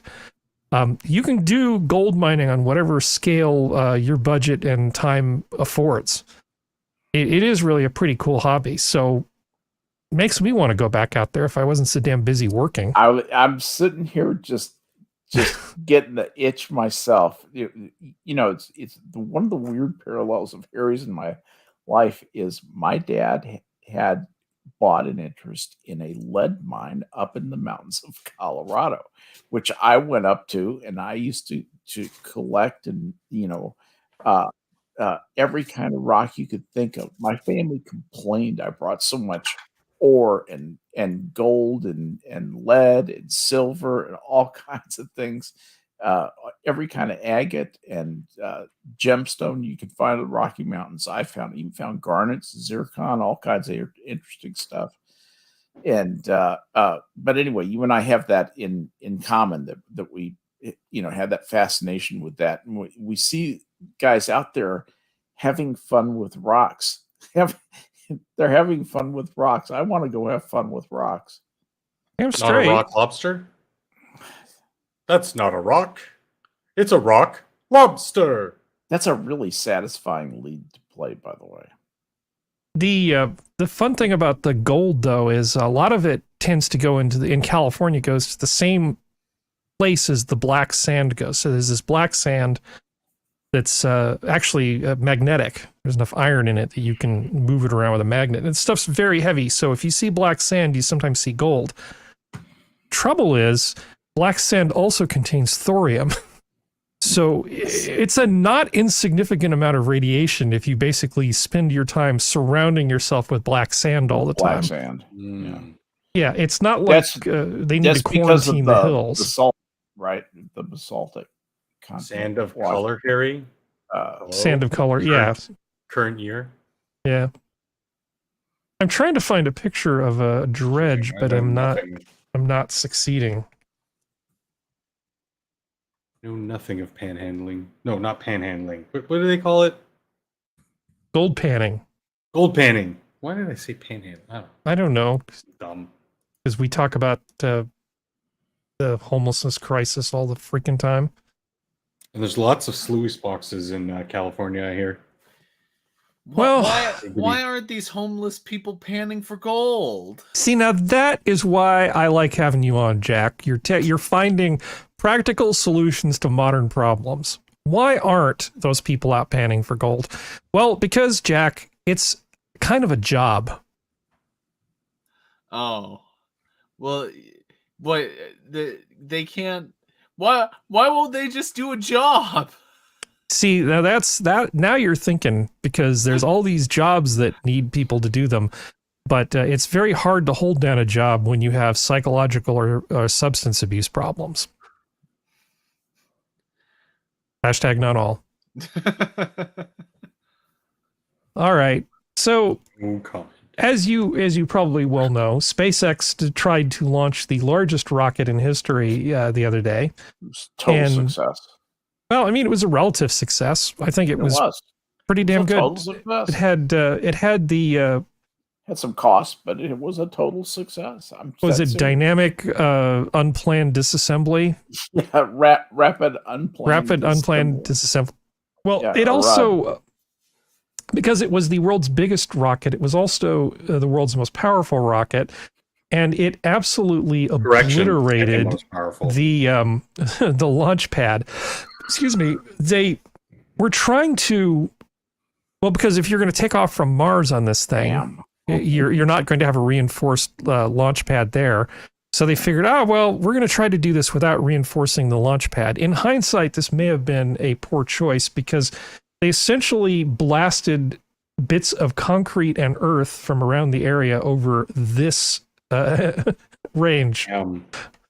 So they actually found little bits of launch pad on adjacent islands up to 6 miles away. So it's something of an ecological problem, and right now SpaceX is kind of getting their pee-pee whacked because they made such a big mess of everything. Judge, whack his pee-pee. Yeah. I don't know. I can't help but feel that this probably isn't as bad as this article is making it out to be. Well, let's see. 2.69 acres of burned area. Heat plume caused singed vegetation. Heat plume caused singed.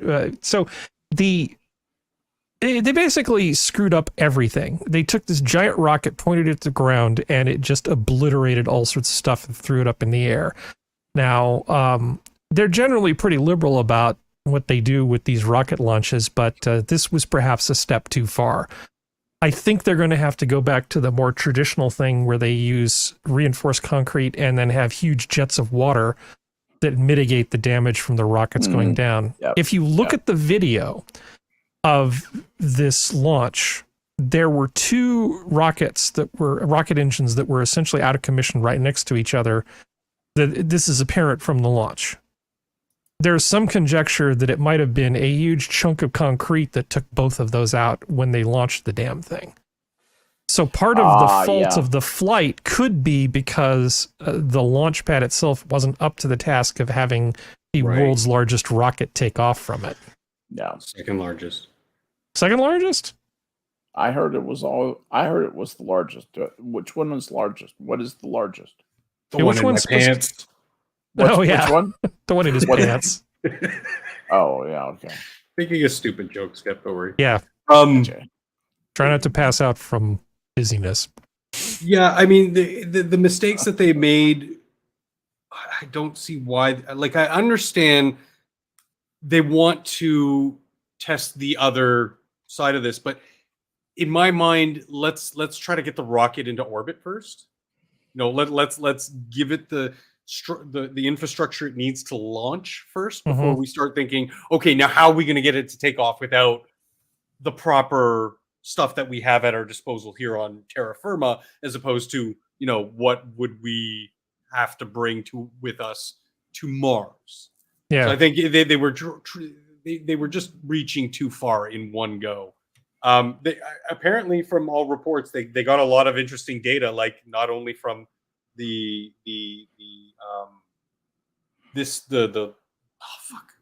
launch pad. I don't know why I'm struggling with the word launch pad. Why that was contributing to the failure, but also the practical data they received of it in flight. There were some stabilizer issues or something like that, and that was also very good data that they can apply to the next rocket, and hopefully put it on a proper launch pad. Well, taking off and having two rockets off, rocket engines fail right at the beginning just sets you on a trajectory for failure. Yeah, you're toast. All of those other engines had to try to compensate. Stability control was no bueno. They learned a hell of a lot. I mean, nobody I don't think anybody realistically expected that the first launch of something this complex and huge was going to go without problems. They know from experience, it took them a lot of crashes to get the vertical takeoff and then basically the return landing down. It was not simple. These guys are really good, though, at the iterative learning process. They'll get this. You watch and see. They will fix all the stuff, and it'll be better engineered every single time they run it. As long as they don't run out of money first.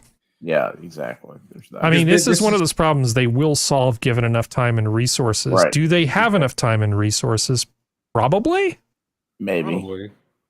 Maybe. And I mean, this is one of those things that we were talking about earlier in an earlier show about our need to transfer a lot of material from Earth into orbit.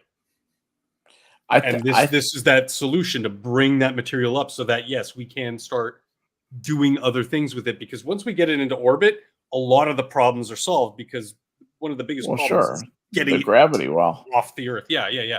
And so we want to bring a high volume of building materials and those kinds of things, perishable, potable water, etc. Like if we want to do longer range stuff, and I think it excites me. Nice place to visit, but I wouldn't want to live there. Oh yeah, I'm not going. No, fuck that. Braver men and women than I will go up there. What do you think the odds of surviving a round trip mission, the first round trip mission to Mars, will be when they do it, Harry? What do you think the odds will be? Initial mission. It depends on a lot of factors. It Elon depends on Elon does it, and he doesn't run out of money. Well, okay, so if you do it in stages, right? You know, it's going to take a very long time to do, because Mars isn't always in an advantageous position to fly there. So you only have limited windows. So you try a thing, and then we have to wait God knows how long But for let's say you do the 2-year thing with the boost around Venus. Well, okay, hold on. I'm just of the process to basically get the bugs out of the system. It takes multiple attempts, and you can't do them back to back to back. You basically have to do them launch window to launch window. Elon, to do it with a high probability of success, Elon's going to be very old. And I don't think Elon wants to be quite that old, you know, like where he's got that horn that he puts in his ears so he can hear stuff. So he's going to take a bigger chance, right? Yeah. And so the question isn't really what's the probability. It's like, how much patience does Elon have before he launches? And then what's the probability? I'd say that probably it's about 80%. 80% that they come back? That's me being optimistic. I'd say 80%. Wow. Man, I don't. You think that's high? I know. I think they got about a 1 chance at 3 of coming back. Yeah, I think our engineers are better at that. I think it would not take terribly long, but I think Elon's going to be patient enough that he's not going to just give them worse odds than even before sending them up. Yeah, solar flare and they're cooked. Yeah. Well, I mean, there's the unknown unknowns, things you literally can't plan for. That's what I think that there's going to be learning. Well, you know all that water that you're going to need? You essentially put it in the walls of a living compartment. That as radiation and protect you from radiation. Yep. Water spray. That's how you do it. Yep. And as far as the super heavy rockets, you don't necessarily need those to put a bunch of stuff in space, but it's really convenient to put something large in space, because living up there, building a colony, and then building this thing in orbit is an enormous pain in the ass. Yes. So that's what you need this for. In terms of just getting supplies up there, we can do that with the existing rockets. We don't need this ginormous thing. But to get a big vehicle up there in one piece, we need this.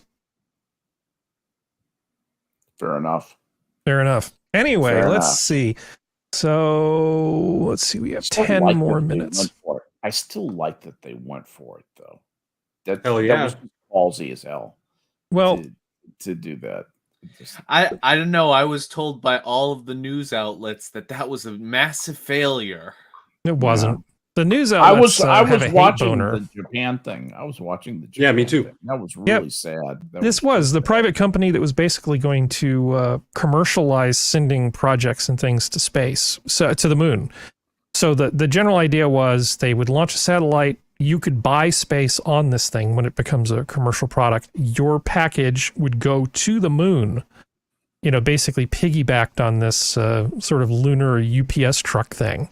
Right. And it would deliver these commercial payloads to the moon, which would open it up to lots of different people. Because suppose you've got a thing you want to do on the moon, but you don't want to be involved in all that pesky, how do I get my thing to the moon part of it? Well, you can outsource it to this company. But unfortunately, it looks like they did what the early lunar explorers did and crashed into it. The Russians have some real experience with this, of sending things to the moon and then crashing into it. Right. They've crashed into many bodies. They've crashed into Mars a few times. They've crashed into the moon several times. That in no small part dissuaded them from not trying to go after Apollo. They had no luck with the moon. Yeah. And apparently Japan, their first attempt failed as well. Again, do they have the patience and the money to try to keep doing this? I think for a small company like this, it was really important for this to have worked. Yeah, you might be right. They could be done. Yeah, they could be done, and that's so sad, because they would. Yeah, I mean, you were right there. You could see it. It was coming in, and then just suddenly lost contact. Well, the moon has non-trivial amounts of gravity. Compared to a lot of the other things in space, the moon is not that small. No, it's not. Yeah. Plus, it's like moving and stuff. What is the gravitational constant? What's the gravitational constant on the moon? Is like 3 meters per second squared. It's something like that. It's I mean, it's not 9.8. I thought that you weighed what 1/6 as much. Something like that. 1/6, yeah. So it's significantly smaller mass-wise than the Earth. But if you look at other satellites, I mean, natural satellites in the solar system, and you look at their relative size to the things they're orbiting, the Earth is really a swinging pipe when it comes to the satellite department. The moon is freaking huge relative to the size of the Earth. If you look at other things, their satellites are much, much smaller. Look like at Phobos Mars and Deimos. And Deimos. Phobos and Deimos are nothing. Nothing. But if you think they're small in relation to their size, you should see Ganymede and Jupiter. Yeah. Jupiter is much bigger than Ganymede. Yeah, I mean, to find another planet, in quotes, planet that has sort of similar ratios, you almost have to look at Pluto, which is really more of a loose collection of things. Pluto's moons are relatively large, some of them, compared to Pluto. Because Pluto is not really a planet, it's tiny. It's Charon. Charon is its moon, isn't it? The big one, yeah. Yeah, the big one. And what's the other one? Archon? Is the other one? I don't remember. A lot. What are the moons of Pluto? Someone tell us the moons. Now, okay, in terms of how many rockets did NASA blow up on the launch pad before they got it right, there were a number of early Redstone failures, weren't there, Skep? Yeah, Redstone, and also they had some problems with the Atlas too. Even before that, there was everything from the Whack Corporal through the entire Vanguard. The whole Vanguard program basically blew up. And so did a couple of the early, I think it was the Explorer. It was Explorer Pioneer. Can't remember. One of them, they had just failure after failure, and they just blew up on the pad. Yeah. Well, Robert Goddard was very early 20th century. Yes, First he was. Liquid rockets, right? Right. And so we went from there all the way through the amount of development that took place just in the span of World War II. Just during World War II, huge developments in rocketry on the German side. And then we got a bunch of those guys to come over and work on the Apollo program. But I mean, rocketry was like really not particularly advanced. These new companies doing their thing have the benefit of over 100 years of rocketry experience and have access to a lot of data. Yep. So I don't know if it's a fair comparison. Yeah, they're going to have mistakes. But in terms of this sort of stuff, they are leveraged. They have a lot of stuff they can leverage. I do think it's regrettable, and I kind of expected that it was going to work. I'm surprised that they failed. I mean, obviously there's the possibility, but I'm surprised that it happened. I thought they were going to make it work. We don't know that. You're right. I'm surprised that they failed to. They should have been able to, identify a landing site and get to a speed. There's just too much good code around, as we used to say, to get that done. Yeah, and I thought about it, and I thought, it's still really hard. And then I thought, well, I wonder if they didn't have access to, obviously they didn't have access to something they needed, or didn't do something they needed to do, or there may have been some.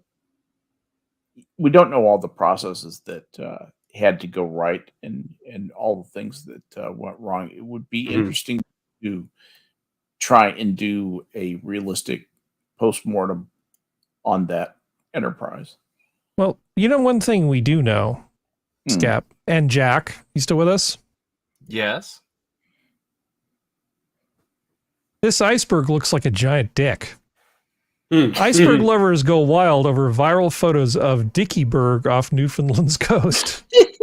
Photographer Ken Pretty from the town of Dildo captured aerial photos on Thursday. Oh, sweet. Those are real names. Those are the real names. Yep. It's really the guy's name, and he's really from the town of Dildo. My country is the gift that just keeps on giving. You're welcome. Yeah. Oh, man. What? Is that Newfoundland? Is this? Yeah. Yeah. Is this Dildo, Newfoundland. Is this real? Yes. There's a giant iceberg and a guy captured by a photographer whose last name is Dickey, who is from the town of Dildo. No, his last name is Pretty. Pretty? The nickname for the iceberg is Dickieberg. Didn't he have a funny name too? Ken Pretty is a pretty funny name. Pretty Dicky? But still, but he's from the town of Dildo. He hails from the town of Dildo. He's a pretty boy from Dildo, Yes. I just captured aerial photos. I saw this. This was too perfect. It's too perfect. It is, but you know what? Functional.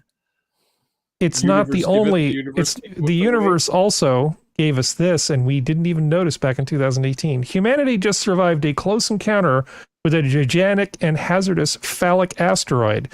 So this was back in 2018. Apparently, this phallic asteroid came very close to the Earth when it flew by us. More turd-like, really. Yeah, more turd-like. Don't be judgmental like that, Skep. They're all beautiful, Skep. On social media, one person said the rock was phallic, whilst a journalist likened it to a floating poo. Oh, there you go. Every turn is beautiful. What do you think the asteroid looks like? A hippo, a big penis, a space poo? I'm going to go with the big penis there. 64% of people thought it was a space poo. But anyway, back to Dickieberg. Yes, apparently this is what's floating around off of your coast. East Coast, where all the best lobster That's just bad taste, Canadians. Just think how much bigger it's going to get when it goes into warmer water. I was in the pool! Right now it's got shrinkage. Yeah. It's cold. It was in the girl iceberg. It looks like a penis that's trying skiing for the first time. Yeah, no kidding. Maybe it's full of gold and it'll find a nice crevasse somewhere. Well, you've spent the last 2 hours watching this. This has been your Minions of the Zoo panel show for Saturday. Thank you, panel. Thank you, chat. Thanks for having us on, Harry. The zoo is closed. Good night. Good night, everyone. Bye. And have a pleasant